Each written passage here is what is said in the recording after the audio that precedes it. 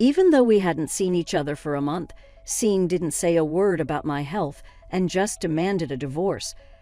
I want a divorce from a wife who neither does household chores nor works. Don't expect any share of the property. That's what he said with a smirk on his face. Jessica was also grinning and clinging to his arm. I see, all right, divorce it is, I answered calmly. Scene looked surprised, but soon shared a smile with Jessica. Luckily, Scene's unreflective nature played into my hands, allowing my plan to proceed without a hitch. After the divorce, I began my revenge plan against them. By the time it's complete, my illness should be better. Their crying faces will be my celebration. I'm Sophie, 47 years old, an illustrator, and also a picture book author. I just love drawing. I have 2 childhood friends, Scene and Jessica, both very important to me. Scene is also my husband. It all started when, after graduating high school, I was the only one who went to a different university. That's when Scene asked me out. I had always thought he liked Jessica, so his confession took me by surprise. But I was secretly in love with him, so I was overjoyed. After some thought, I consulted Jessica before starting to date Scene. Jessica had been somewhat of a troublemaker since middle school, always coveting what belonged to others. Back then, she would steal other people's lovers only to discard them when she lost interest. This caused several issues, and her parents were worried.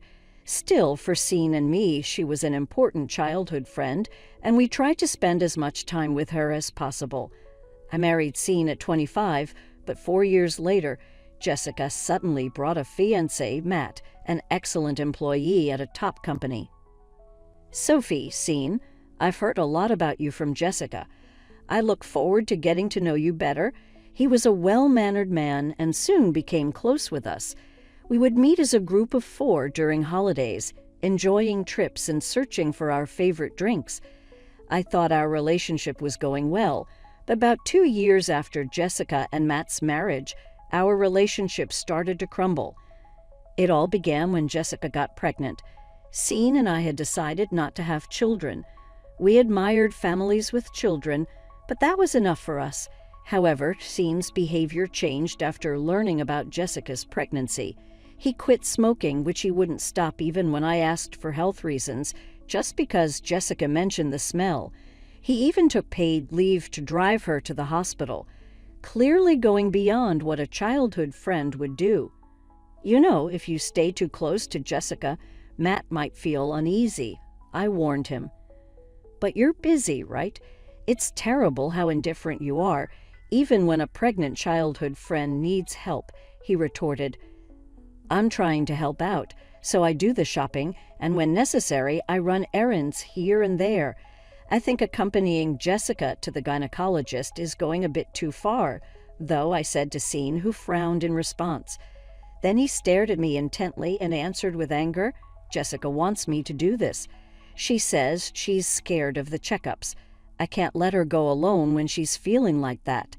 If she's scared, she should have Matt accompany her. Going with her every time makes it seem like you're the child's father, I argued. You're not going to be pregnant anytime soon, so what does it matter?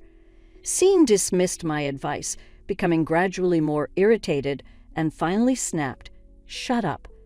We rarely fought since our marriage, but ever since Jessica's pregnancy, we've been arguing more frequently. The situation didn't change after Jessica's delivery.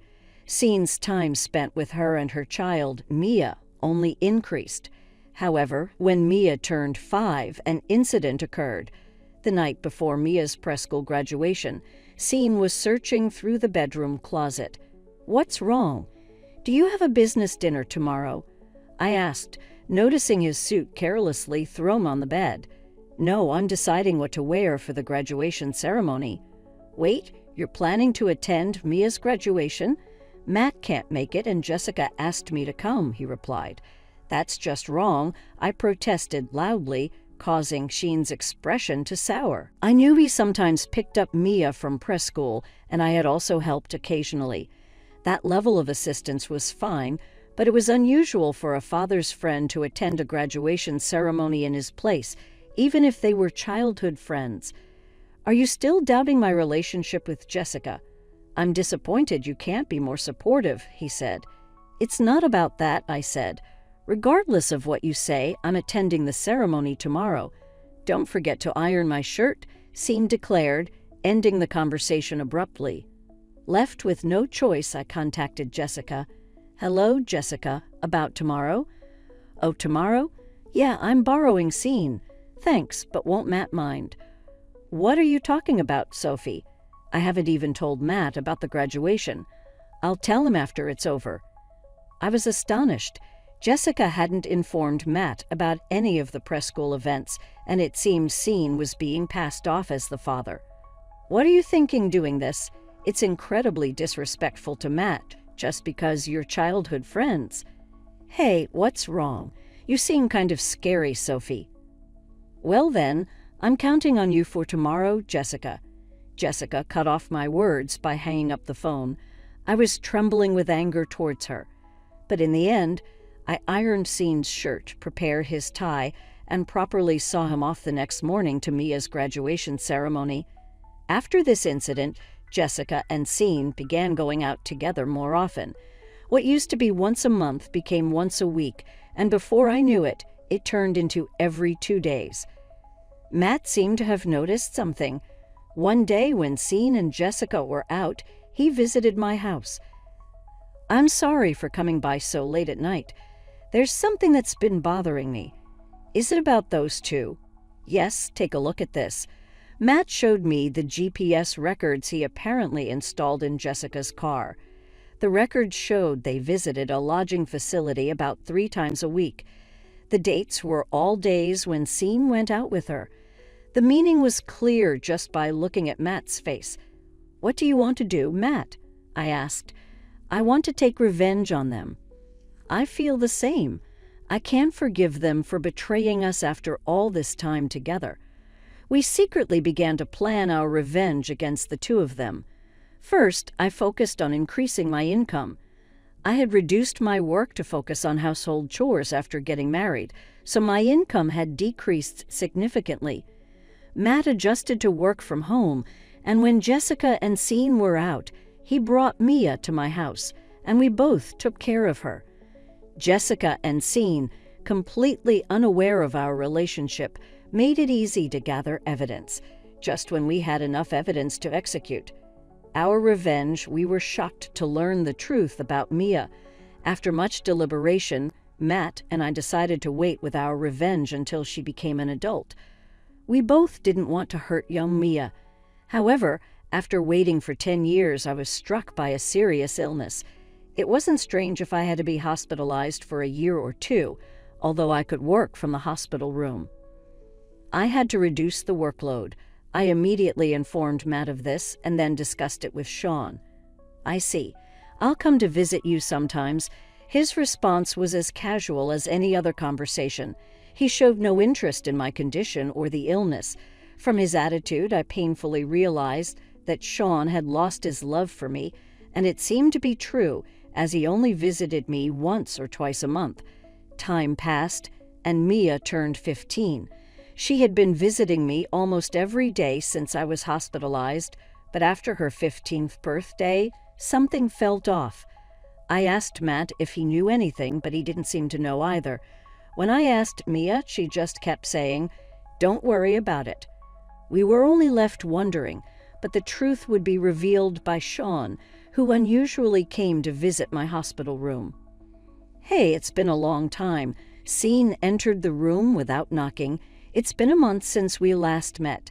Scene, who had changed a lot during the time I hadn't seen him, became quite flashy. Jessica followed him in without a word of concern for my health. Sean demanded a divorce. I'm divorcing a wife who does neither housework nor job. There will be no division of property. That's the situation. So, Sophie, please take care of it. Sean said this with a smirking smile, while Jessica also grinned, clinging to his arm. I see. All right, divorce it is. When I agreed readily, Sean was surprised, but quickly exchanged smiles with Jessica. Sean's straightforward nature worked in my favor, It allowed my plan to proceed without any hitches. After the divorce was finalized, I began my plan for revenge against them. By the time I accomplish it, my illness should have improved. Their crying faces will be my celebration. I immediately called Matt, informing him of my transfer to another hospital and that a lawyer would handle any dealings with Sean and Jessica. Following this, Matt moved close to my new hospital, bringing Mia with him, and Mia started visiting me often. Although Maya still looked sad, she came to see me every day, which really made me happy. Then I instructed Jan to dispose of my belongings left in the house. I had already brought all my necessary personal items to the hospital room, and I didn't want anything touched by those two in my new life.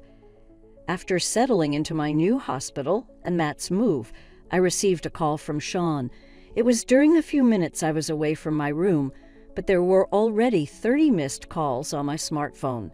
A bit annoyed, I picked up the phone when it rang again. "Yes, what is it?" Finally, you answered. "Hey, what the heck is going on?" I could hear a real estate agent sounding lost in the background of the agitated Sean, and Jessica was yelling loudly, which made my mood sink. "What do you mean? What's going on?"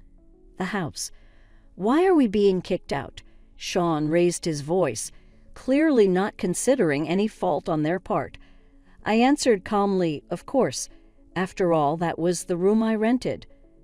Sean seemed to have forgotten the room we lived in was rented by me for work. When I started running independently at that time, I couldn't afford a separate workspace, so I rented a room that served as both a home and a workplace. Sean, whose income was insufficient for living alone, ended up living in my work/home space. However, Sean never paid the rent or utility bills for that room. Although he gave me living expenses monthly, it was never enough to maintain the room. It's unfortunate for them, but the room is already canceled. The hospital I transferred to was quite far from the house.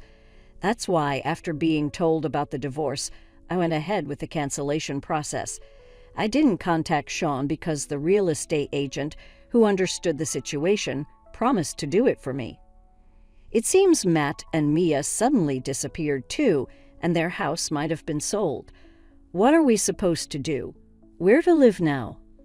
Well, maybe you should just stay in a business hotel for now. As I started working with my smartphone on speaker mode, Scene, clearly irritated, said, "Don't be ridiculous. Pay me $2,000 a month as an apology for selling the house."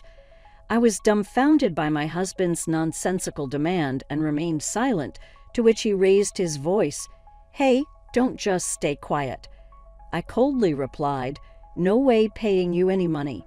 Sean looked momentarily stunned, but then raised his voice again. I was getting fed up.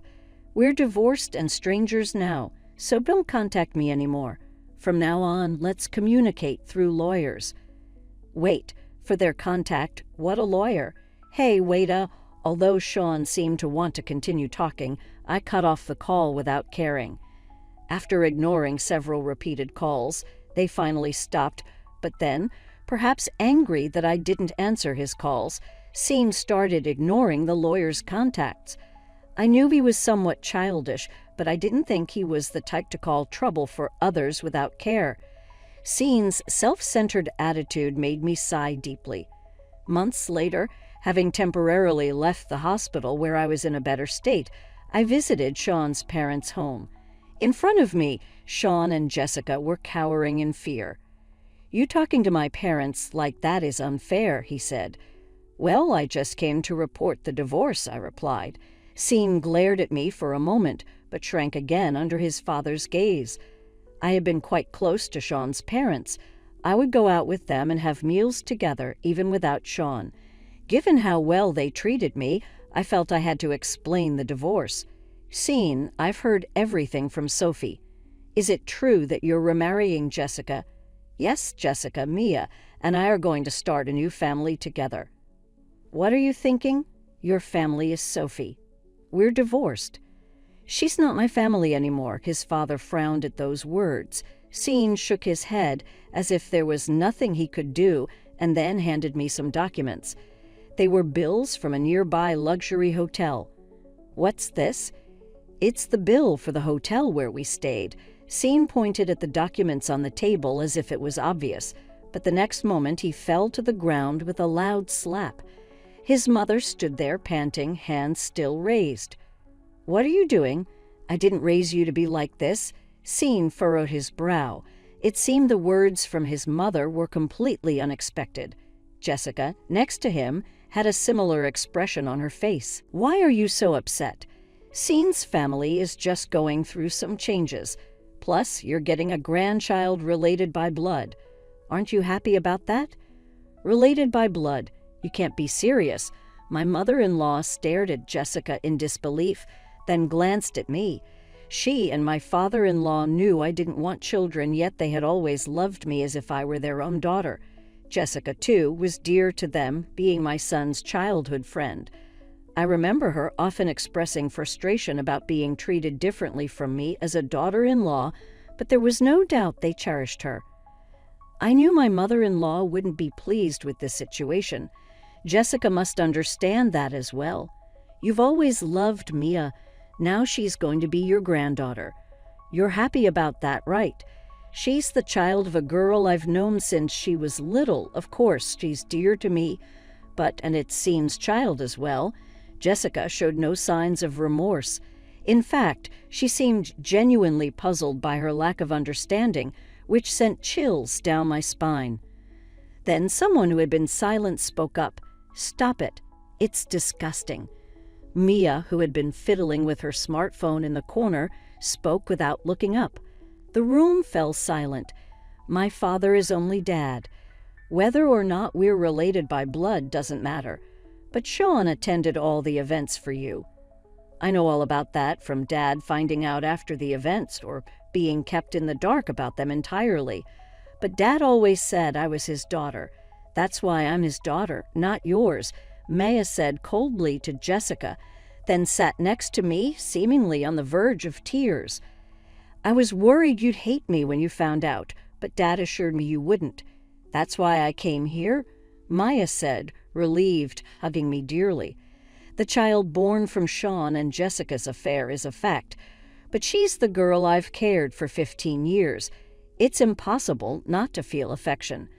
By the way, I turned to Jessica. "Didn't you find it odd that I wasn't surprised to learn Mia is Scene's daughter?"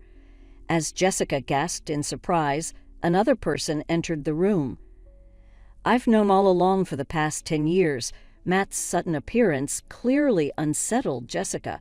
She had been seeking a divorce from him recently, citing irreconcilable differences. "I was truly shocked when you proposed divorce. Let me remind you, we're still not divorced. You haven't filed for it.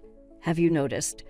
Jessica had assumed Matt would handle all the divorce procedures. It's appalling how she leaves everything to others. So Jessica is still my wife, and of course Mia is still my daughter. After the divorce, she won't be my wife anymore, obviously. "Mia will always be my daughter," Jessica said, turning towards Mia. Mia frowned and, gripping my hand tightly, said, "I don't want to be her daughter anymore." At this reaction, Jessica was at a loss for words and glared at me angrily. That's when Sean started laughing loudly. "I see, so you two are like that. But even so, you can't live on Matt's income alone. Don't misunderstand, and Matt's income is twice what Jessica thinks it is," I said. "No way, you're joking. Plus, with your illness, it's impossible for you to work alone. It'll just be a miserable end." At Sean's big misunderstanding, I couldn't help but laugh. My sudden laughter made Sean's veins bulge in anger. "Oh, you didn't know about my income?" I said. It's probably not much anyway." "Oh, really? I make $900,000 a year." Sean's eyes widened, and he stood there with his mouth open in shock. Jessica was also motionless next to him. "In fact, over the last 10 years, I have gained fame as a children's book author.